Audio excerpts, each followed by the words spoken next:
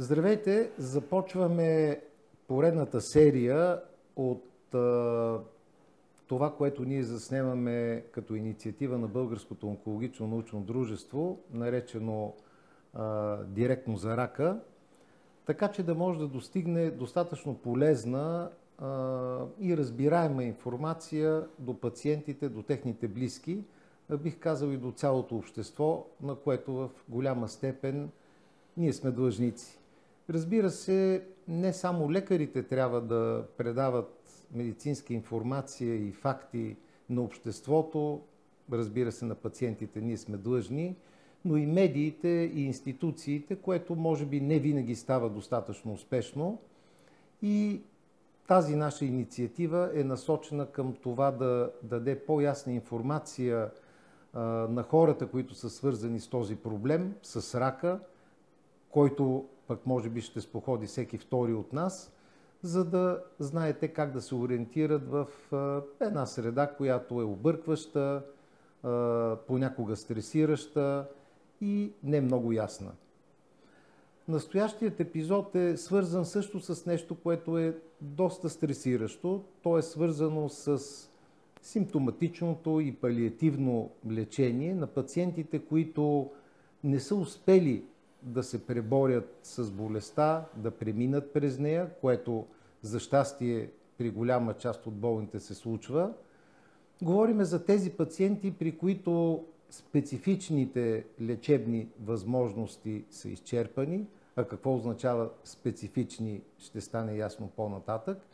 И за тях трябва една добра грижа, свързана не с количеството, а вече с качеството на техният оставащ живот, така че те да могат да бъдат комфортно, под минимален стрес, с минимална болка, с минимален дискомфорт.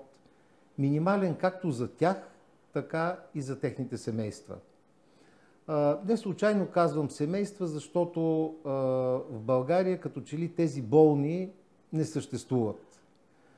В тази връзка е хубаво да се спомене, че рака вече е изравнен с съдовата болестност и смъртност, а именно сърдечно и мозъчно-съдовата, и е втората причина за болестност при хората. В тази връзка няма как да се скриваме повече и за тези пациенти, които не могат да преодолеят болестта и трябва да получат грижи за своето достойно съществуване. Към момента няма нормативна уредба, която наистина да решава този проблем. Няма специфични лечебни заведения, които да окажат необходимата квалифицирана грижа. В страната има много онкологии, но няма начин, по който те истински да помогнат на пациентите. Помощта при тези болни, които вече са извън възможностите на химиотерапията, лъчелечението, имунотерапията и всички останали специфични методи, се изчерпва до това ние да дадем съвет, който обаче много трудно се изпълнява. Тази нормативна тъкан не е издържана и чисто юридически. Оказва се, че в България е много лесно един човек, който е болен от рак, да бъде освободен от работа, защото истински да бъде пазен съществува само на документи. Разбира се, това не е обвинение към всички работодатели, защото има, разбира се, и прекрасни такива, които се грижат за своите служители и ги приемат наистина като част от едно семейство и като свое задължение възможността да им помогнат. Но това не е правило и, за съжаление, няма начин ние наистина да запазим тези хора в момент, в който те трябва да имат все пак една подкрепа, една възможност да бъдат максимално ангажирани с доходи и тогава, когато те вече не са способни да бъдат на работа, техните близки също да имат някакви облекчения по отношение на работното време, на социален ангажимент, защото тези хора се оказват в един плен в своето семейство един плен, в който те трябва да се грижат за своя близък, за който няма установени нито правила, нито възможности той да бъде обгрижван по адекватния начин и на друго място. И затова често пъти аз съм споменавал, че когато един човек от семейството легне, ляга на практика цялото семейство. Дори се случва така, че тези, които се грижат дълго време, месеци, понякога година, понякога повече за своя близък в едно тежко общо състояние, самите те понякога се разболяват също сериозно или отключват различни свои подлежащи заболявания. Като гост на този епизод съм поканил водещ експерт в тази област. За съжаление, един от малкото в България, доцент Йорданов, който ще помоля в разговор да изговорим тези неща, свързани с тази група пациенти, с този вид грижа, що е това симптоматично и палиативно лечение, може ли да се провежда в България, възможностите по отношение на нормативна база. Един от много наболелите проблеми е именно обезболяването на пациентите, защото дори то е проблем в нашата страна и редица други неща, които се надявам да изникнат в разговора и да бъдат интересни и полезни. Здравейте, доцент Йорданов.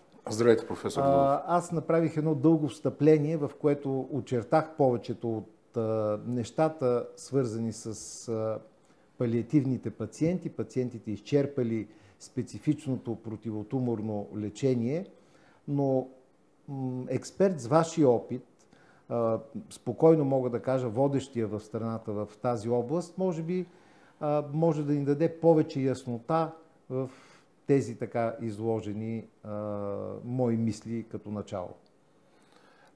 Всичко, което... Първо, здравейте на вас, на вашите зрители. Това, което казахте, е абсолютно вярно и точно. Даже вие засегнахте само една малка част на проблема, защото палиативната грижа е грижа за всички хора с хронични заболявания, които не подлежат на активно лечение. Не само онкологични заболявания, става въпрос за неврологични заболявания, сърдечно-съдови заболявания, бъбречни заболявания. Тоест, това е един огромен контингент болни, които се нуждаят от такава грижа, която, за съжаление, в България е оставена само на документи и то не е решен този проблем. Големия проблем е, както казахте, че когато един член на семейството е болен, цялото семейство боледува. Да не говорим за това, че това семейство се лишава от доходи, ако има един човек, който е оставен да се грижи за болния. Държавата не предоставя социални услуги, които да помогат на това семейство да се справи с ситуацията. Какво пречи да се финансира дневен хоспис, например, в който болния се оставя за деня, неговите близки и семейство отиват да работят, т.е. да допринасят за благото на обществото, а този човек да бъде обгрижван от една сестра и няколко други, където хората ще се чувстват неизолирани, защото палиативните грижи, всъщност палиативното лечение е насочено към овладяване на симптомите на пациента, а палиативната грижа е насочена към качеството на живот на пациента. Така или иначе, генетично на всеки един от нас е заложено да си отидем от този свят. Въпросът е как ще си отидем от този свят. Целта на палиативните грижи е последните месеци, година от живота на пациента той да бъде максимално активен, с най-добро качество на живот, така че да всички да запазят едни добри спомени за него, а и той да се отиде в максимален комфорт. Палиативната грижа, всъщност палиативната медицина има много дълбоки корени. Още от времето на древните римляни, гърци, това са хоспиталиерите и хосписите, които са лекували пациентите, поклонниците, които са били обгрижвани по време на боледуване и така нататък. Съвременната палиативна медицина започва 60-те години в Великобритания и всъщност с създаването на Сейнт Кристофър Хоспис и специално в онкологията, защото тогава, през 60-те години, в онкологията беше най-ясно в момента, в който медицината губи битката с болестта. И тогава всъщност тези хора се виждат, че трябва да бъдат обгрижвани. Те не могат да бъдат изоставени. И затова се създава палиативното движение. Започвайки в Англия, се оказва, че то пести пари, оказва се, че създава блага. Това нещо се публикува в Съединените щати. Американците като абсолютни прагматици, то Роналд Рейган, този ястреб, който беше, издава разрешението и прави включително и национален ден на хосписното движение в щатите. В момента мога да ви кажа, че в Съединените щати няма болница, която да има над 50 легла, която да няма поне екип за палиативни грижи. Нещо, което ние на практика в България нямаме. Просто нямаме, защото палиативната грижа е затворена единствено и само в онкологията и то доскоро беше само за възрастни пациенти. Ако става с децата, които, не дай си Боже, си отиват от това заболяване. После имаше едни много глупави и стриктни ограничения в здравната каса, която не заплащаше определени процедури. Обезболяването продължава да е куха процедура, между другото. Тоест, основният проблем на палиативната медицина, контрола на болката и подобряване на качеството на живот, просто е изоставен от всякъде. Вие самия знаете какъв е проблема с обезболяващите лекарства в България. Имаме фирми, които са монополисти на пазара, които по едни или други обстоятелства не могат да доставят определени медикаменти. В момента се изчерпват медикаменти и ние не знаем кога и ще има следващата доставка. Ако човек влезе в аптеката, ще види, че там има над 50 вида лекарства за лечение на кръвно налягане. Причината е, че хората не сме еднакви. Тоест на един ще му помогне една група медикаменти, на друг ще помогне друг медикамент, на трети. Оказва се, че за обезболяването в България има 1, 2 или 3 медикамента и то те не винаги налични. Как можем да кажем, че тези хора са обгрижвани в този случай? Тук може би трябва да споменем, че освен болката и нейния контрол, има и редица други неща, които не са решени. Антидекубитални мероприятия, дюшеци, лепенки, когато настъпят такива промени, раните. Всичко това, които между другото никак не са така ефтини. Антидекубиталният дюшек може да бъде изписан и той е достъпен за болните. С протокола за ТЕЛК, за влошено състояние, може да бъде изписан в социалните служби по места. Някой трябва да го обясни. Тук е големия минус. Но антидекубиталните дюшеци в България се изписват на хората, когато вече са станали декубитосите. Това е огромният проблем. Значи, този дюшек трябва да бъде изписан в самото начало. Тогава, когато на пациента се изписват помощните средства. Всъщност тези помощни средства не са толкова за пациента. Те са за неговите близки, да им е по-лесно на тях да го обгрижват този пациент. Те са за да не се този пациент да бъде максимално активен. Знаете ли, аз специализирах в Виена в началото на века, т.е. на хилядолетието. И това, което ми направи впечатление в периода, бях, че огромният брой хора, които аз не обичам думата инвалиди, хора с увреждания, защото всеки човек е ценен, не е инвалид. Огромният брой хора с увреждания, които виждах по улиците. И си мислех, Господи, каква болна нация са тези. Впоследствие обаче се замислих, че те не са по-болни от нас. Просто тяхната среда е достъпна. Просто там можеш да ги видиш. И можеш да ги видиш.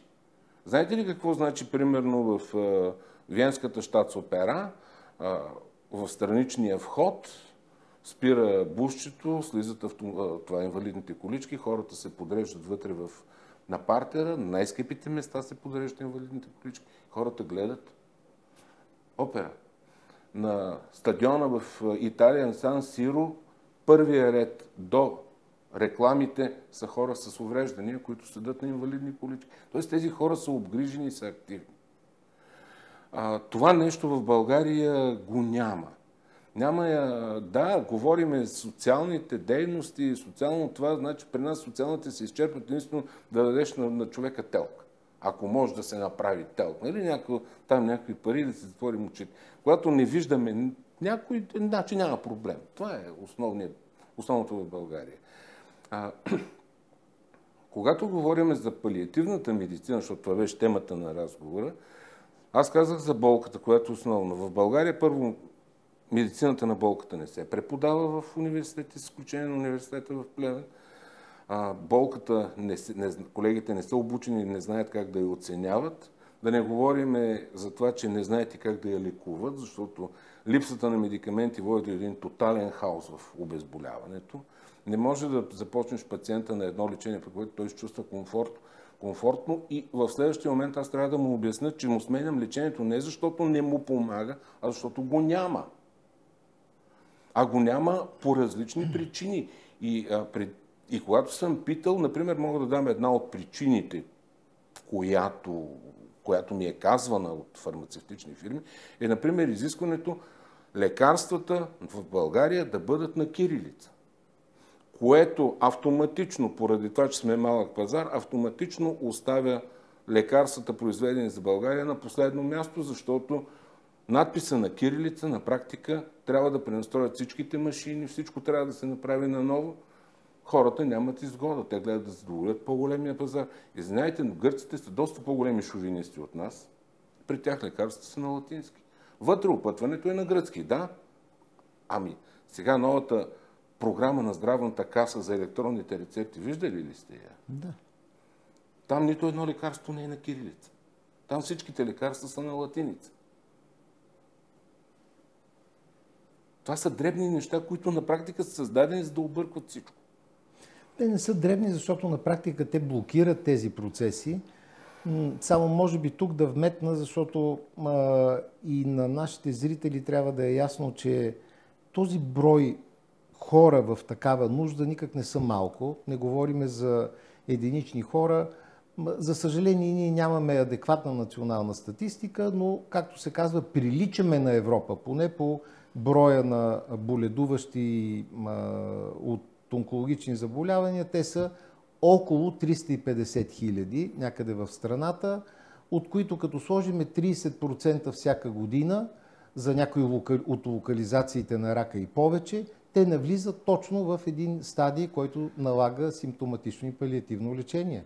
Ами докато имаше такава една, т.е. докато има един годишник, нали, за заболеваемост в България, там се движим в едни граници между 33-35 хиляди новодиагностицирани случаи на година и около 18-19 хиляди човека, които са си отишли от този свят. Общо взето с 50% нарастват хората всяка година новодиагностицираните. Ако приемем, че около 70% от хората в терминална фаза на болестта изпитват болка в последните 6 месеца от техния живот, при 15 000 човека това са 13 500 души, които страдат от болка и се нуждаят от обезболяващи лекарства.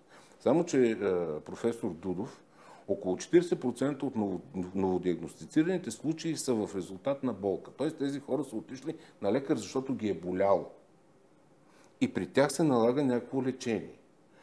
Около 30% от хората, които провеждат активно онкологично лечение, изпитват болка. Тоест, в България това са някъде от порядъка на 50-60 хиляди човека на година, които изпитват лечение. И около 30% от хората, които са така наречените cancer survivor или хора, които са излекувани и са преодоляли онкологичното заболяване, изпитват някаква болка в резултат на онкологичното заболяване, проведеното лечение. Тоест, ако се сметне за 2020 година, в България болка, която е налагала медицинско внимание и лечение, са изпитвали не по-малко от 100-115 хиляди души, което е огромно, което е един град с големината на Плевен, който е страдал от болка. И тези хора са оставени на самотек, както се казва. Защото една огромна част от тях, да, където има онкологични центрове, онкологични звена, там някак си се мисли за това нещо. Но там, където няма онкология, какъвто е, да речем, Видин или каквато е Силистра, или някой друг град, в който няма онкология, няма насоченост за мислене в тая насок, тези хора просто са оставени на произвола на съдбата. Общо практикуващите лекари, някои от тях са по-съвестни, могат да обърнат внимание на пациентите. Има други, които просто има села, където хората нямат достъп до нищо. Сега... Но и там, където има, аз не съм убеден, че винаги се подхожда по достатъчен начин и от страна на личните лекари, за да сме полезни на хората, разбира се, и на семействата на подобни пациенти. Може ли да кажете в момента какво може да направи един такъв човек, който има близък, към кой да се обърне? Какво може да получи от личния лекар? Какво може да получи в някое лечебно заведение? Каква социална придобивка? Има ли въобще нещо, което може да бъде полезно на хората? Сега, когато един онкоболен усети, че има който знае, че има онкологично заболяване, който е лекуван за онкологично заболяване, той трябва да знае, че онкологичното заболяване е до живот на практика. Тоест, ако има някакъв проблем, ако има болка, той трябва да се обърне първо към личния лекар, защото не всяка болка е свързана с онкологичното заболяване. Тоест, ако човека има рак на дебелото черво и го заболи в сърдечната област, но по-добре да се обърне към личния лекар, защото на фона на онкологично заболяване той може да направи инфаркт на практика. Личният лекар би трябвало да насочи пациента към съответното специализирано звено.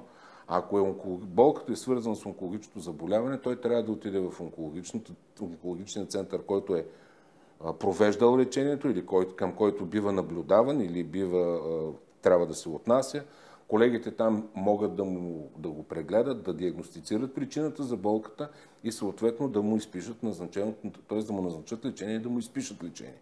Между другото, обезболяващите лекарства за онкологичните пациенти, когато болката е в резултат на онкологичното заболяване, са безплатни и се получават от съответните звена, където бива изписана тази болка. Пример, аз работя във Враца, болните от Видин, ако имат болка и свързана с онкологично заболяване, трябва да могат да се получават безплатните лекарства от Враца. Не е необходимо да ги купуват, защото големия проблем на практика пък се явява липсата на достъп до аптеките на опиоиди. Т.е. не всяка аптека е склонна да направи една голяма инвестиция, за да може да продава опиоиди, когато има несигурен пазар за това нещо. Така че това е първото. Пациентите трябва да се насочат към специализирани звена, за да получават обезболяващите си лекарства. Второто нещо е с поставянето на онкологичната диагноза и с влошаването на състоянието на пациента. При издаването на протоколи за ТЕЛК, т.е. за влошено състояние, задължително да се изписват и помощните средства, от които този пациент има нужда, за да може да ги получи, за да бъде по-удобно на болния, докато е в добро състояние, да свикне с тях, да може да борави с тях, неговите близки да бъдат обучени да правят това нещо. Сега, не говорим за рехабилитацията на тези болни, това също е изключително важен проблем. Защото един човек може да бъде с онкологично заболяване, той може да бъде активен, той може да допринася за неговото семейство, да допринася за обществото. Ние сме ги изоставили тези хора от тази гледна точка, ние не им предлагаме и рехабилитация на тези пациенти. В нормалното общество има и социална рехабилитация, не говорим само за физическа. Тук едва ли не като някаква прищявка, така ска. Там да не го боли поне, пък останалото, което е едно така атавистично, вандалско мислене, но освен обезболяващото лечение, което според мен би трябвало да може спокойно да получава от личния си лекар, за да бъде минимизирано това циркулиране. Какво друго могат да получават такива пациенти? Тези помощни средства, освен да кажем антидекубитален дюшек. Помощните средства ги получават от социалните, не от личния лекар. Стига личния лекар да им е направил протокол. Тоест, те трябва да се обърнат към личния лекар. Така. Протокол трябва да имат, за да могат да получат тези средства. Второто нещо е, когато говорим за обезболяващите лекарства, те имат своите странични действия.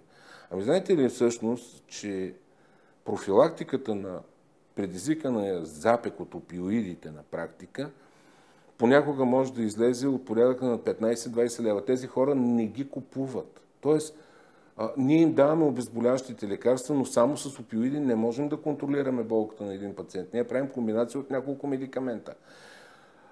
Безплатните са опиоидите, но другите лекарства, които понякога могат да бъдат доста скъпи, те не ги купуват хората. И тогава се чудиме защо Като са в болница нямат болка, като си отидат вкъщи ги боли. А те просто не изпълняват назначеното лечение.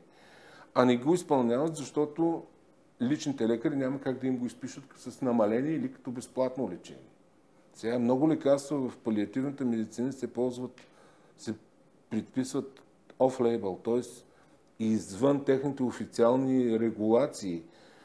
Така, например, ако един пациент има болка и тази болка е невропатна, изписването на антидепресанти може да облегчи болката, но пък тези антидепресанти не са насочени към това лечение. Тоест, това е проблем. Дори трябва да бъде измислено лечение, че той човек е с депресия, за да може да получава лечението с намаление. Иначе другия вариант не може личният лекар няма как да му го изпише, а той трябва да го купи това лечение. Като не го купи, го боли. Това е. А иначе какво друго биха могли да получат? Да кажем кислородните концентратори, срещу заплащане. Срещу заплащане. Кислородните концентратори срещу заплащане и да, има фирми, които могат да ги изпратят по куриери, чрез куриерски фирми, да получат кислородния концентратор. Това нещо, тази услуга се разви по времето на ковида, така че все още нещата са запазени. Нали? Тоест, това може да направят хората. Има фирми, които предлагат медицински кислород, но там вече условията са доста по-стрикни по отношение на съхранение на транспорт. Големия проблем на практика е, че трябва максимално да ограничим прилагането на кислород при тези хора, защото ние на практика ги правим кислородозависими и ги връзваме към този апарат. И им пречим да водят техния нормален начин на живот, т.е. да излезе да се види с съседите, да отида да пие едно кафе в хода долу. Хората стават като наркомани, особено тогава, когато са усетили едно облегчаване от кислородната терапия, а има техники. Има техники, които физиотерапевтите могат да ги обучат на правилно дишане. Могат да бъдат, например, вместо да се сложи кислороден апарат на пациента, нещо, което е изключително лесно, всъщност трябва да се мисли за кислорода като за терапия, която трябва да бъде дозирана, а не просто дай да сложим на всеки един пациент, който влезе, защото имал задух, да му сложим кислород. Не всеки задух се нуждае от кислород, между другото. Но пък плацебо ефектът е много добър на практика на кислорода. Но един вентилатор в лицето на болния може да доведе до който духа в лицето на болния може да доведе до едно значително облегчаване на задуха. И всички сме свидетели на това, как болните, примерно, казват, отвори прозореца да влезе хладен въздух. Това е по-простия вариант. Да намалим броя на хората в стаята, да отваряме често прозорците, да сложим един вентилатор, когато човека има нужда. Сега, може пациента също да се наеме легло под наем, т.е. тип болнично легло, което се чупи в различни положения, т.е. пациента може да бъде поставен в различно положение. Сега, например, върви една програма от Министерството на социалните грижи за достъпна среда, т.е. ако пациента има инвалиден стол и трябва да бъде свален, защото всъщност оказва се, че през 60-те, 70-те, 80-те години в България са живеели основно безсмъртни хора. Блоковете до 5-ти етаж нямат асансьори. А пък тези хора, които тогава са се строили тези жилища, в момента трябва да ги ползват. И те на практика са затворници в своя апартамент, защото нямат асансьор и няма кой да му помогне да слезе от 4-ти етаж додолу или да го качи обратно. Та сега върви една такава програма, по която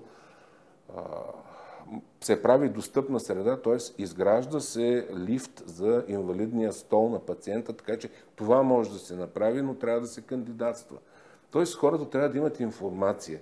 И това е работата на социалните служби. Да могат да достигнат до всеки един пациент, да му дадат информацията какво може да ползва той от техните услуги. Защото това е изключително важно. Иначе ние отчитаме много неща. Отчитаме...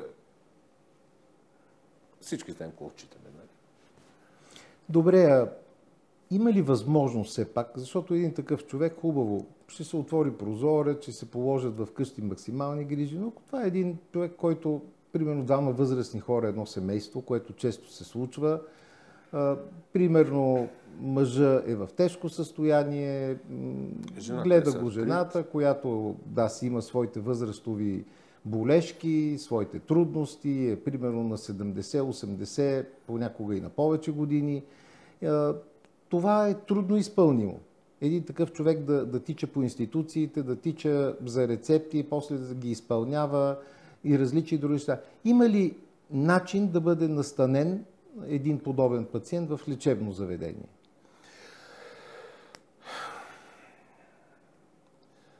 Според сега действащите нормативни документи, здравната каса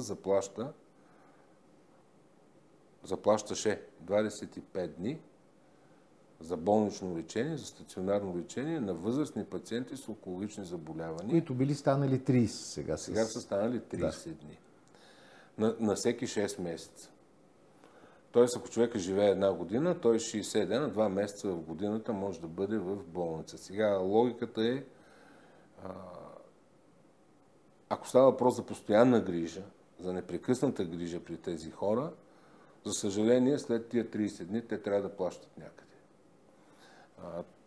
В нормалните държави, там където аз съм специализирал, мога да кажа от пряк опит, в Полша, например, нямат лимит на дните. Тоест, ако един човек се нуждае от палиативно лечение, той може да бъде лекуван толкова дни, колкото има нужда. Може да бъде лекуван в дома си, може да бъде лекуван да ползва тези дни в хоспис, може да ползва деня си, т.е. да ги ползва под формата на дневен стационар. Няма никакъв проблем. Там получава абсолютно всичко от хосписа безплатно в дома му. Т.е. хосписа прави домашната среда еквивалентна на болничната. Посещава се от екип на хосписа, така че близките могат да отидат включително на почивка. Има една възможност за различни видове услуги, т.е. болният да бъде взет от дома, да бъде поставен в хосписа за 10 дена, докато неговите близки отидат на почивка. След това да бъде върнат обратно. Може да се прати екип да се грижи за смяната на системите, за включването на обезболяващи терапии и така нататък. Ако такова нещо се прави и близките не са в състояние да се справят. Пращат се рехабилитатори. Това е в Полша. В Унгария е по същия начин, но там имаха 270 дни хората от момента на поставянето на диагнозата. Това беше 2009 година. Тоест, ако се постави диагноза на един пациент с онкологично заболяване, тяхната здравна каса му даваше една книжка, в която пациента знаеше, че има право да получи като безплатно 270 дни, т.е. 9 месеца. Дали ще ги ползва в началото, дали ще ползва един ден, сега, след седмица, когато примерно се прави тежка химиотерапия, той повръща след това, има нужда от съпорт, т.е. от палиативни грижи, по време на активното лечение, може да ползва няколко дни. Дали ще ги остави? Да, след това пациента можеше да ползва услугата срещу съответното заплащане на практика. Т.е. ако има повторно осигуряване и доброволно осигуряване, той може да удължи тези дни. Така че там бяха решени, в България все още сме на тия, доскоро бяха 50 дни за година. Нали, това е. Да не говорим, че в началото бяха 20 дни. И е хубаво да кажем, нали, че това е срещу сумата, която в началото беше 600 лева. Да. Сега не знам дали е коригирано, освен добавянето на тези 5 дни. Аз чух, че е коригирано нещо, но не съм видял все още. Но трябва, може би, ясно да се знае, че понякога това може да е лечението и то само тези симптоматични лекарства за 2 дни могат да изчерпят тази сума. Да. Отделно, разбира се, всичките грижи и вливания, и труда, персонала, и труда. Хотелските услуги и всичко останало. Всъщност, сега, вие сте онколог и много добре знаете, че рака на главата и шията, конкретна локализация давам, на всеки 45-50 дни би трябвало да се прави някакъв антибиотичен курс, защото особено когато е разпадаш се, фунгитираш и така нататък. Ами, значи, този човек на всеки 2 месеца трябва да се прави някакъв антибиотичен курс и този антибиотичен курс трябва да бъде не 3 дена, не 4 дена, а поне 7-8 дни, за да има някакъв ефект. Това ще даде качество на живот, да не говорим, че ще даде качество на живот на близките, които няма да търпят ужасната миризма и да виждат как техният близък се разпада пред тях. Сега с новите изменения това би могло да се направи, нали? Защото са 30 дни, т.е. на всеки 2 месеца мога да го приемем да му направиш 10 дена антибиотичен курс. Ето за това стигат тези 30 дни в момента. А за останалото няма. За останалото нищо. Нищо. За останалото трябва да се търсят хосписи, трябва да се търсят срещу заплащане. И тези хора, за които вие казахте в началото, възрастния мъж, който е болен и жената с нейните здравни проблеми, ми дано да имат деца в чужбина, които да могат да плащат. Защото цената в един приличен хоспис варира от порядъка на над 2000 лева, особено софийски хоспис, нали, качествен, с човешки условия, а не просто умиралник, нали, там да бъде вкаран човека, за да умре. Един качествен хоспис, цената е доста висока, защото има страшно много други разходи, като хотелски услуги, като сестрински труд, санитарски труд, персонал и така нататък. Дори там да не провеждат някакво лечение, овещественият човешки труд като цяло е голям по обем. Хубаво е, може би, да споменем, че тези пациенти няма как и да постъпят, да кажем, в звената, които са за отделенията и клиниките за химиотерапия, за подобна пътека. Няма как да постъпят в другите звена, примерно за лъчелечение, защото често пъти те са объркани. Идват пациенти, техния статус е лош, или идват близките, казват да го приемете няколко дни за вливания, нали, което изглежда нормално в човешкото разбиране, то и нормално от медицинска гледна точка, но чисто регулаторно това не е възможно. В нормативната уредба съществуването на КОЦ-овете се определя, т.е. КОЦ-овете, където е КОЦ, всъщност за зрителите, е комплексен онкологичен център. В България има 9 или 10, не мога да кажа колко. Една част се наричат специализирани болници за активно лечение по онкология. Само, че в КОЦ-а, в разрешителното за действие, т.е. разрешителното за функциониране, т.е. съдебното решение за функционирането на КОЦ, така да се каже, съществува, че трябва да оказват палиативни грижи. Да, затова е комплексен. Затова е комплексен онкологичен център. Там, където е специализирана болница за онкологично лечение, те по принцип не са длъжни да оказват палиативно лечение. Сега, ако с новите промени в Националния рамков договор палиативното лечение е чисто финансово изгодно, защото се оказа, че ние болници сме търговски дружества. И освен, че сме търговски дружества, трябва да сме и социални. Което е един такъв оксиморон, като добра смърт, нали, социален търговец, аз не съм чул. Просто не ми върви. Те са несъвместими. Така. Хем като сме социални, хем сме търговски дружества. Сега, няма сила, която да задължи, примерно, един ръководител на такова звено, ако му е по-изгодно да приема пациенти за химиотерапия, да ги приеме тях, отколкото леглото му да е заето от един терминално болен, който, примерно, си отива или там умира в рамките на 7-10 дни, защото в онкологията умирането не е като при инфаркт, храс, прас и готово. Това е като все една офис сграда, която си отидат след като е свършил работния ден. Единия прозорец угасва, другия прозорец угасва след време, третия прозорец. Това е един процес. Умирането в онкологията е процес, който продължава. Може да продължи и седмица, може да продължи и 10 дена, т.е. постепенно опадане на всичките жизнени функции при този пациент. Ако съм един ръководител на лечебно заведение и доходите на лечебното заведение и на персонала зависи от това леглото да бъде превъртяно 3 или 4 пъти да ми донесе печалба за този период,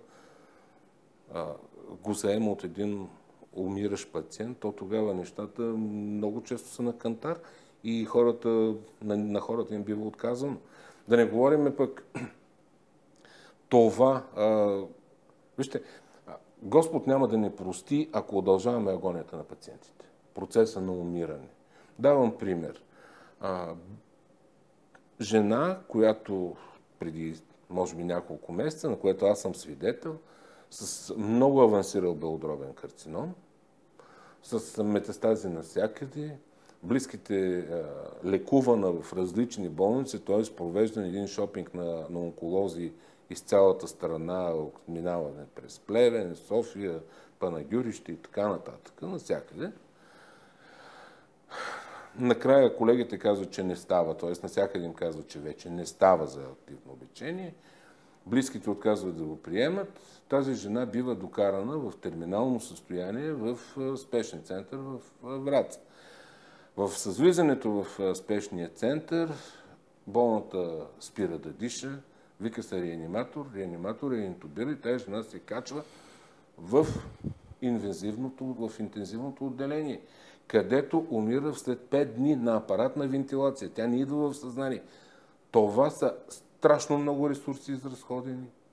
Това е удължаване на процеса на умиране. Това е грешка на изкуството, нека направо да го кажем. Под огромния натиск всички лекари на така близките се правят неща, които спокойно мога да кажа, че са извън добрата медицинска практика, защото трябва да бъде ясно, че терминалните онкологични пациенти не се подлагат на реанимация, защото това е една инквизиция върху тях, която няма и медицински смисъл.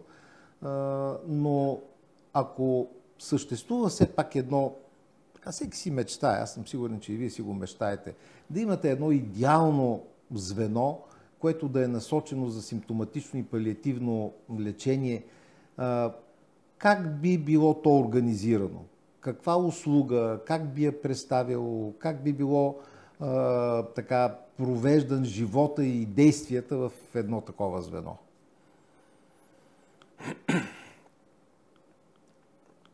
От позицията на моя професионален опит, вие се съгласите с мен, не трябва да се лекува рака на Иван. Трябва да се лекува Иван, който има рак. Човекът е комплексен. Тоест, за да се оказват едни качествени грижи, трябва да се оказват от мултипрофесионален екип. Този мултипрофесионален екип трябва да включва онколози, специалисти по лечение на болката. Ако се налага психиатър, защото тези хора често са в депресия, психолог, който да се грижи не само за пациента, да се грижи за семейството на пациента и един отделен психолог, който да се грижи за екипа за самия Точно екип. така. Трябва да има рехабилитатор, който да помага на пациента. Трябва да има социален работник задължително, за да знаят хората какво имат право, какво могат да получат и какво и как да го направят това нещо, какви стъпки да го направят. Да не говорим, че е хубаво да има юрист, който юрист да ги предпази от всякакви такива доброжелатели, които им продават апартаментите докато са живи. Тоест, и най-важното нещо е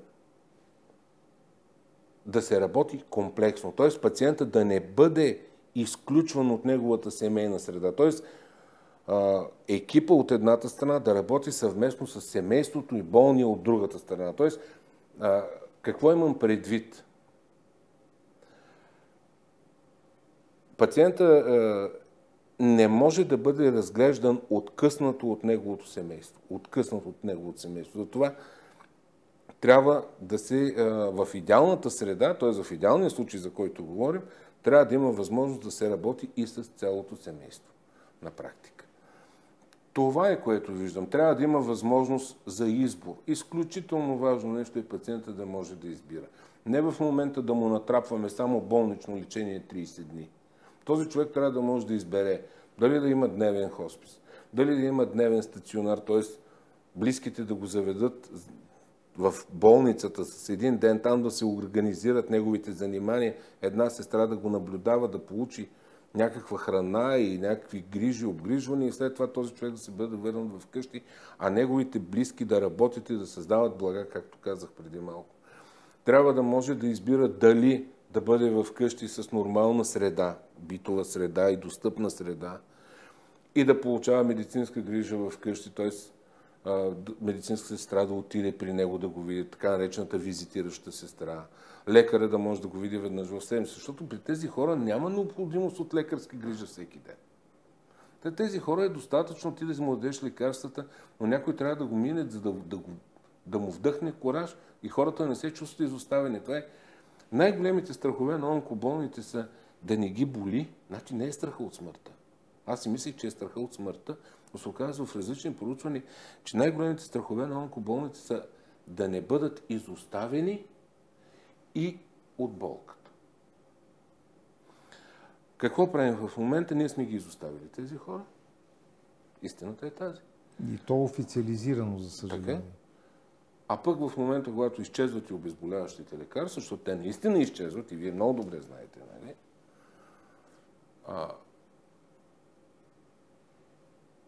Ще почне да ги боли. Тоест всичките им страхове ще се сбъднат на куп. Защото болката при един онкологично болен и при един пациент, който е с онкологично заболяване, има съвсем различно значение. Ако мен ме боли кръста, аз ще кажа, че съм боли, защото съм дебел. Ама за един онкоболен тази болка означава аз съм болен, това означава трасейки, значи аз умирам. Мисълта и страданието, което тази болка, която може да е еднаква по сила, дори негова да е по-слаба от моята, страданието, което тази болка ще предизвика, е много по-голямо, отколкото страданието, което ще изпитам аз, например. Така че ние трябва тези хора да ги обгрижваме, защото за зрелостта на едно общество се съди по това не само как посреща тези, които идват на този свят, а и как изпраща тези, които си отиват.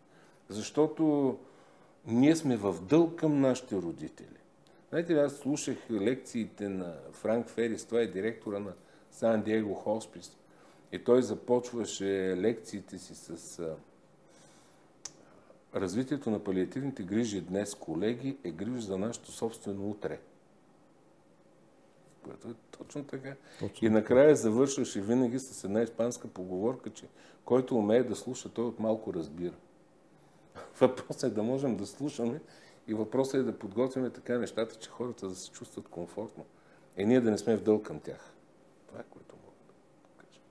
А иначе на финала, какво може да кажете на нашата аудитория, така че наистина да може да им даде някаква насока, някаква яснота в цялата тази картина, която очертахме?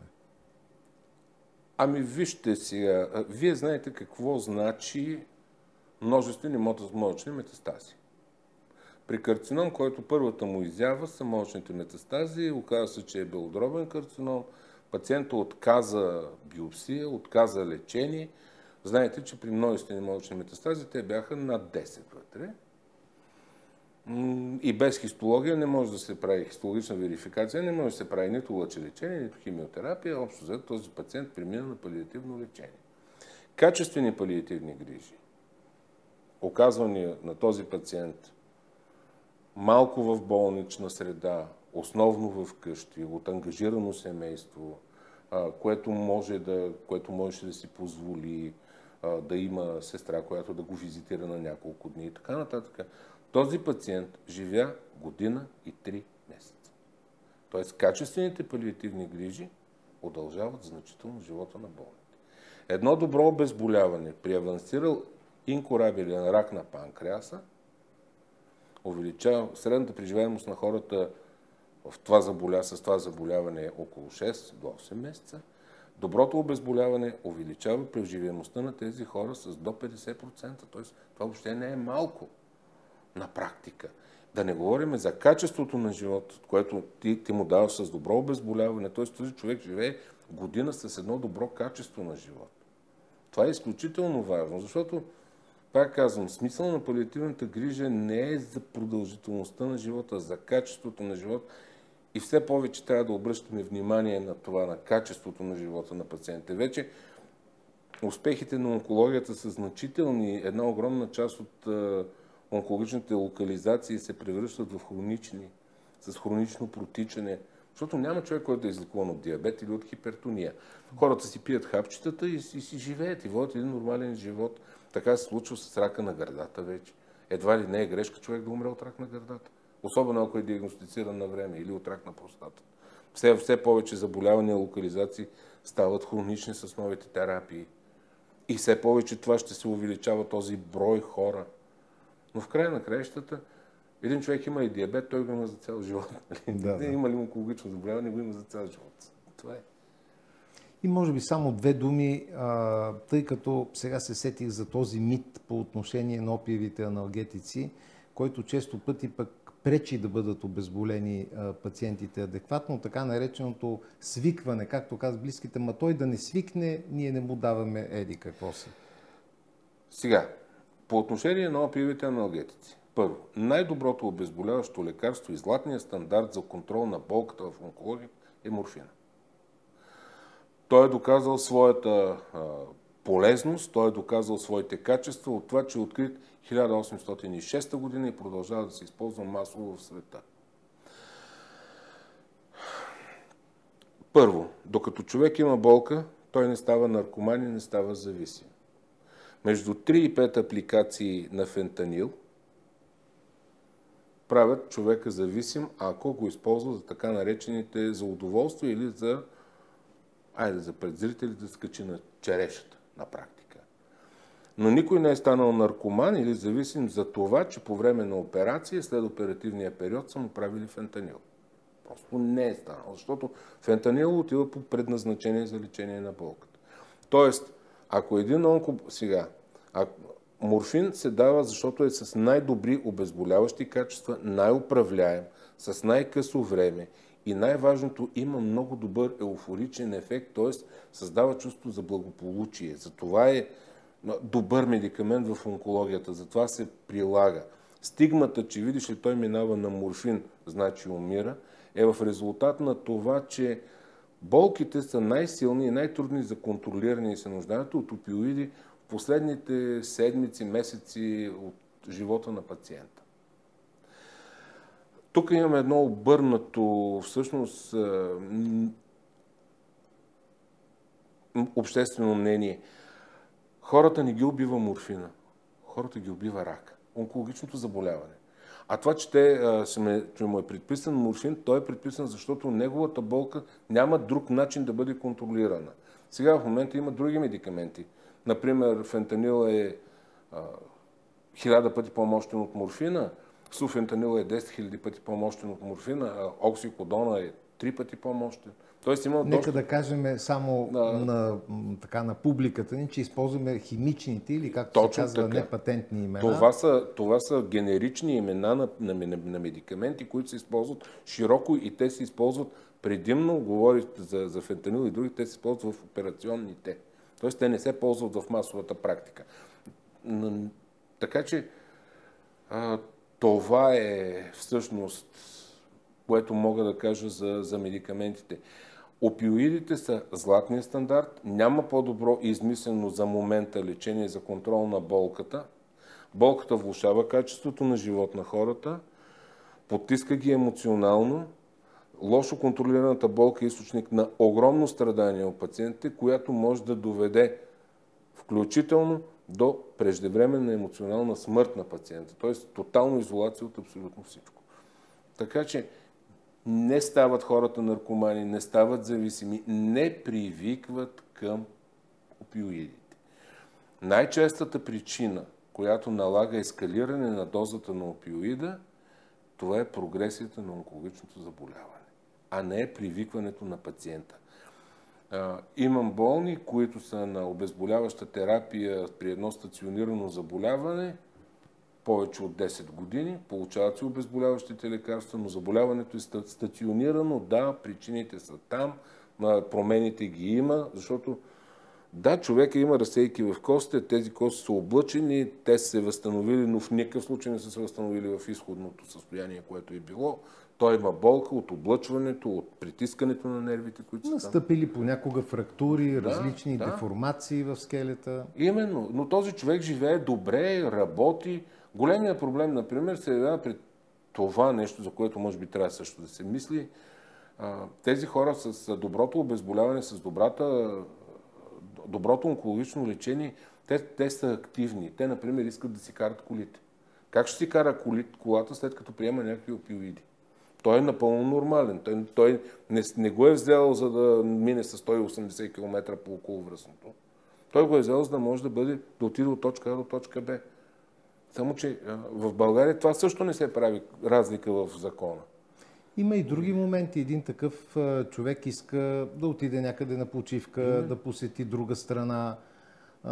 Всичкото това е свързано с преминаване на граница, с лекарства, които са режимни и ние дори нямаме адекватните документи, които да могат да се издадат. Често пъти дори се смущават някой, да кажем, личният лекар да напише един документ, че човека, който така е отишъл в ръцете му си е поверил своето здраве за години напред, да издаде, че той има онкологично заболяване, че се налага да бъде обезболяване и така. Има такова разрешително за пренасене на опиоиди, се издава от Министерството на здравеопазването от някаква дирекция. Там е записано. Не се прави То звучи малко абсурдно, дори като... То абсолютно абсурдно е, защото не се прави разлика между това да внесеш един тир опиоиди и един пациент да се изнесе 3 скатоли медикамент опиоид, за да отиде в Гърция на почивка. Точно. Но разрешителното е едно. От заместник министър в... Това е тотално безумие. Тотално безумие. Аз мисля, че в общи линии начертахме тая тъжна картина. Надявам се, че с този епизод ние открехваме вратата, която трябва широко да се отвори и да се каже истината, защото наистина тези хора, които както не се виждат инвалидизираните болни с количките, така не се и виждат, освен от близките, тези болни, които завършват в къщи живота си или просто не могат да излязат от къщи по всичките тези причини, които казахме. Дано да сме отворили достатъчно вратата, за да има една широка обществена дискусия, защото само ние, като лекари, говорейки си, няма как да променим нещата. Би трябвало да се ангажират държавните структури, освен Министерство на здравеопазването, Социално министерство, да има едно адекватно разбиране към страданието и нуждите на тези пациенти. И не на последно място, нека и те самите да бъдат по-активни в своите изисквания. Защото аз разбирам, те са жестоко унеправдани от живота. Веднъж болни, веднъж в недобро общо състояние, но в край на краищата техния глас трябва да се чуе, гласа на техните близки също да бъдат по-активни и в медии, и пред институции, защото ние сме свикнали, както се казва, протеста да бъде за нещо друго, което е много по-маловажно от качеството на човешкия живот. Аз сега, колкото и така цинично и грубо да звучи, сега като изчезнат част от опиатите, ще ги чуят поне съседите. Защото ако един онкоболен няма цитостатика, за да му се проведе химиотерапията, защото такова нещо има. Изчезват цитостатици, вие го знаете от пазара в България.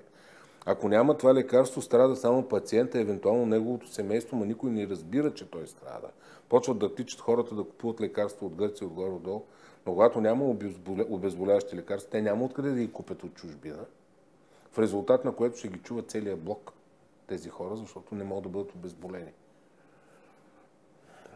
Това е огромният проблем в момента. А между другото, в Министерството на здравеопазването има един контролен съвет за наркотичните вещества. В него няма нито един лекар. Всичкото е насочено, цялата дейност на този съвет е насочено към превенция на незаконната употреба на опиоиди, т.е. как да се пречи на хората да получат обезболяващи лекарства, защото всички се прекарат под един и същ начин. Наркомана, който търси да си купи една доза, и един онкоболен пациент са в една категория там вкарани вътре. Те имат нужда от опиоиди. Много по-изгодно е сега да напише някой, че е на метадонова терапия и да получава обезболяващи лекарства, отколкото ако е един онкоболен пациент. Много по-лесно се влиза в метадонова програма. отколкото да получат лекарства. В Видин, например, такава програма, която е за наркомани, могат да получават спокойно лекарства. Онзи ден, когато се подготвях, влязах да видя какви са цените на опиоидите. Ами знаете ли, че в интернет продавам скатула обезболяващо лекарство на цена, която е 4 пъти по-висока от неговата стандарта. Аз не съм сигурен кой го продава, защото това е в продавални повече. Да. Ама въпросът е, че дали това са останали от починал човек, дали някой ги е вземал, защото... Как са съхранявани, какво изобщо? Това не е начинът, това не трябва въобще да бъде толерирано. То е против... престъпно. Да, абсолютно престъпно. Ами, сега винаги има една надежда. Ние така дълги години носиме тая надежда. Аз я нося 35 години, работейки с онкологични пациенти и се надявам, че в един момент, освен за активно лечение, ще имат достатъчна възможност и тези пациенти, които са изчерпали възможностите на активното лечение, да продължат по един достоен начин да съществуват, да се радват на живота толкова дълго, колкото им е отредено да бъдат и разбира се да има един покой и равновесие и сред близките им, които за съжаление остават не само с травмата за страданието на близкия човек, а и с травмата, че не могат да му помогнат. Така че аз ви благодаря за нашия разговор. Благодаря ви за всичко, което правите за пациентите и така от първо лице също, защото всички пациенти, които съм изпращал, те са наистина с един възторг, когато наистина са получили квалифицирана грижа, когато болката е овладяна, когато незгодите им от една или друга проява на болестта са овладени и наистина те се чувстват по друг начин. Така че благодаря ви за всичко това и до нови срещи. И аз благодаря. До нови срещи.